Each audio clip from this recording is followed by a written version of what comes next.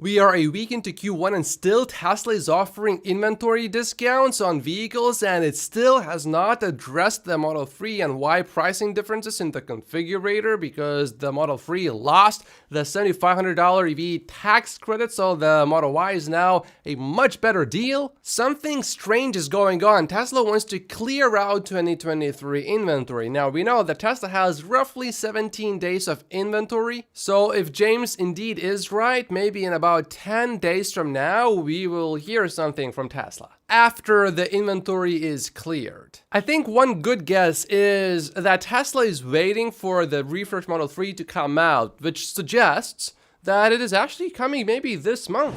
Typically, Tesla makes price adjustments on Thursday nights, but not always. Tesla has lowered the price of inventory Model Y rear-wheel drive a little bit in Belgium, making it eligible for up to 5,000 euro incentives in Belgium. The list price for this vehicle is almost 48,000 euros, so now you can get it for 40,000 euros, and then plus on top of that you get 5,000 from the government. Typically, when we saw Tesla doing discounts before just to be eligible for certain government incentives, these price cuts don't get applied to other markets, just that particular market. At least typically, but not always, of course. So it would be a bit premature to say that these price cuts are going to spread just because Tesla did this price cut in one small country in Europe.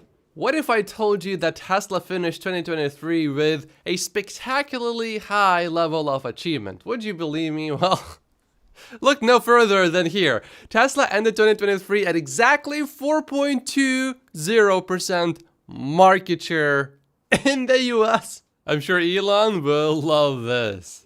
Troy has his 2023 estimates based on the latest data, and to me, Cybertruck is the most interesting part. He guesses that 190 deliveries have been made, but he thinks 270 have been produced. And he is very confident about his production estimates because he can see not only different models, but he can also see production by trim level for each model. The only thing that he is not including in his delivery list is the Tesla Semi because he thinks it's pretty much close to zero anyway. And Troy thinks that 6,000 Cybertrucks in Q1 is technically possible in a perfect world, but realistically unlikely.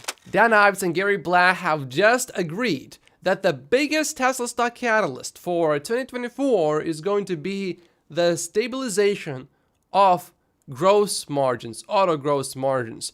These went down from 24.3% in Q4 of last year, and now Gary Black expects that they will bottom at 16%, and then he thinks these will rebound to 17% in 2024 and 18.2% in 2025. I personally think that the next big, massive catalyst is going to be the next generation vehicle, and somewhere along the way between FSD and right now, there's also going to be a big breakthrough of Tesla's energy, actually contributing significantly to Tesla's bottom line. But if we are looking at the short term, this could certainly possibly be true, especially if Tesla starts to seriously advertise instead of cutting the prices further. Of course, Tesla is advertising already a little bit, and finally, Tesla is starting to advertise more